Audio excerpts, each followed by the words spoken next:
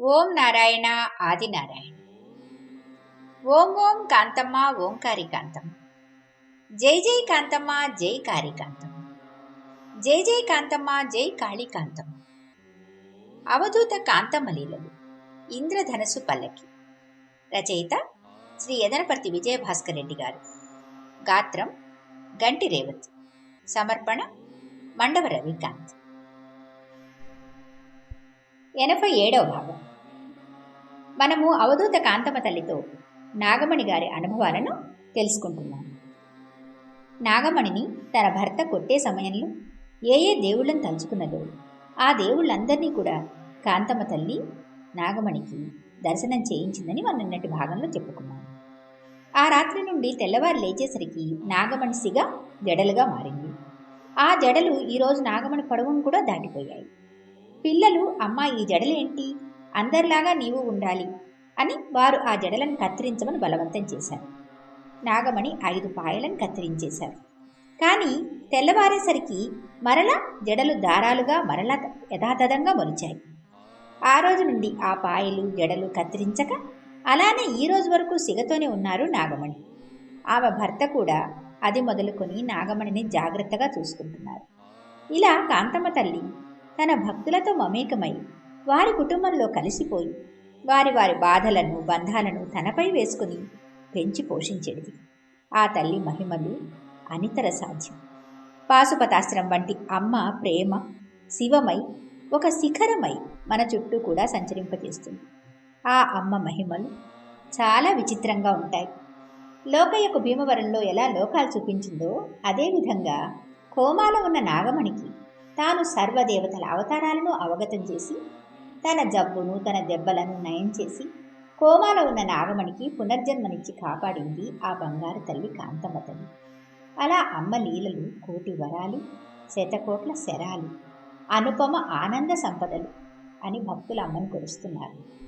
అమ్మ వెంట నాగమణి కొడుకు కోడలు మాతృతర్పణంతో నడుస్తున్నారు. మనం ఇప్పటి వరకు నాగమణి గారి గురించి చదువుకుంటున్నాం. ఆ నాగమణి గారి గురించిన కొన్ని వివరాలను రచయిత మనకిలా తెలియజేస్తున్నారు. పొదలకూరు వాసినైన కర్రెనూతల నాగమణి 22 సంవత్సరాల నుండి కాంతమ్మ తల్లి సేవ చేస్తున్నారు. ఈమెకు ఆరోగ్యం సరిగ్గా ఉండేది కాదు. కడు పేదవారు.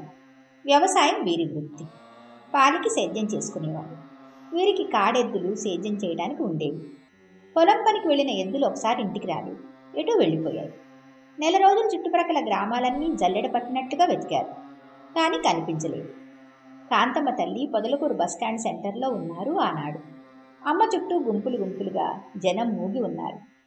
నాగమణి అమ్మ ఉన్న పరిసరాలకు పోయి ఎద్దుల జాడ చెబితే ఆమె మహత్తు కలదని అంగీకరిస్తామని మనసులో అనుకుంటూ అమ్మ దగ్గరికి వెళ్ళింది.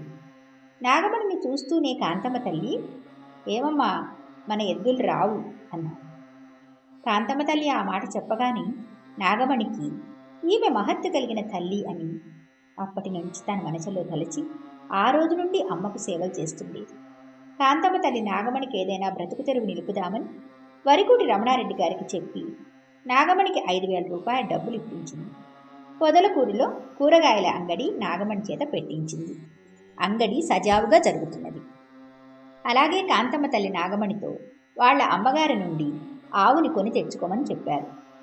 ఆ విధంగా నాగమణి వారి పుట్టింటికి వెళ్ళగా ఆమె పుట్టింటి వారు ఆమెకు ఆవును తోడుపెట్టారు.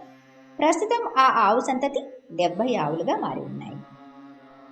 కాంతమ్మ తల్లి ఆజ్ఞపై నాగమణి 5 సంవత్సరాల నుండి భోజనం చేయటం మానివేసింది. అల్పాహారాన్ని కూడా మానివేశారు.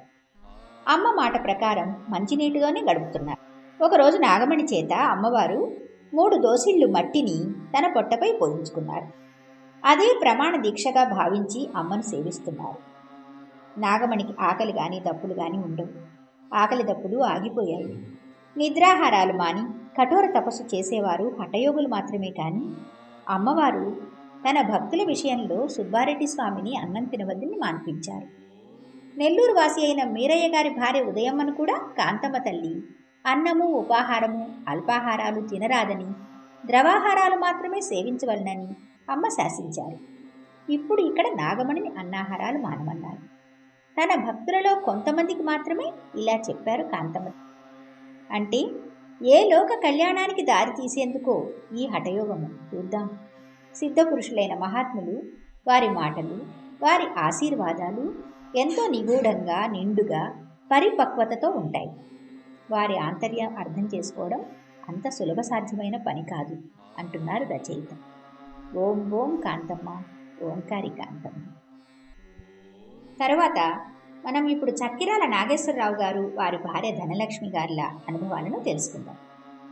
తెలుగుగంగ ప్రాజెక్టులో ఇంజనీర్గా పనిచేస్తున్న చక్కిరాల నాగేశ్వరరావు గారు, ఆయన భార్య ధనలక్ష్మి శ్రీ కాంతమ్మ తల్లిని సేవిస్తుండేవారు. ఒకరోజు శ్రీ కాటేపల్లి స్వామివారిచే పాములవారి పాలెంలో చండీయాగం జరుగుతుండగా నాగేశ్వరరావు, ధనలక్ష్మి ఇద్దరూ పాల్గొన్నారు. యాగం అయిపోయిన తర్వాత కాటేపల్లి స్వామి దగ్గరకు వెళ్ళి పాదాభివందనం చేసుకున్నారు భార్యాభర్తలు. ఆ దంపతులను ఆశీర్వదిస్తూ శ్రీ స్వామివారు, ఇంటిలో కూడా చండీయాగం చేసుకోవచ్చు అన్నారు వారితో. ఆ మాటలోని భావం వారికి ఆ రోజు అర్థం కాలేదు.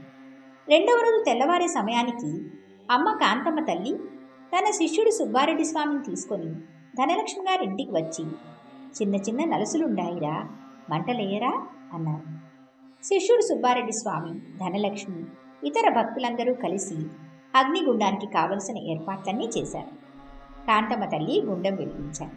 ముత్తైదువలు, ఆ చుట్టుప్రక్కల వారు, ధనలక్ష్మి పరిచయస్తులు పూలు, పండ్లు, కొబ్బరికాయలతో వచ్చారు. హోమం మహోజ్వలంగా జరిగింది. 25 మంది ముత్తైదువులకు పసుపు కుంకుమలు, జాకెట్లు, తాంబూలములతో ధనలక్ష్మి అమ్మ పేరుతో సత్కారం అందించారు. కార్యక్రమానంతరం అన్న సంతర్పణ కూడా జరిగింది. నిన్నటి రోజున పాములవారి పాలెంలో శ్రీ కాటేపల్లి స్వామి ధనలక్ష్మి గారికి చండీయాగము ఇండ్లలో కూడా చేసుకోవచ్చు అని చెప్పడం, తెల్లవారేసరికి ధనలక్ష్మి ఇంటిలో చెండ ప్రచండదారి అయిన కాంతమ్మ తల్లి చండీమాతయ్యై తానే నిర్మల స్వరూపిణిగా మంత్రములేని తంత్రం జరిపి ధనలక్ష్మికి, వారి ఇంటిలోని వారికి యాగరక్షణం కల్పించి వారికున్న సర్వదోషాలను హరింపజేసిన భక్త పరవశ సందాయిని కాంతమ్మ తల్లి. అమ్మ దీవెనలు మెండుగా యజ్ఞం ద్వారా అందుకున్న నాగేశ్వరరావు గారు, ధనలక్ష్మి గారు ఇంతవరకు కూడా అమ్మ పాదసేవలోనే ఉన్నారు. ఓం ఓం కాంతమ్మ, ఓంకారి కాంతమ్మ. అవధూత శ్రీ డేగపూడి కాంతమ్మ తల్లికి జై. భగవాన్ శ్రీ శ్రీ శ్రీ గొలగముడి వెంకయ్య స్వామి మహారాజుకి జై. ఓం నారాయణ ఆదినారాయణ.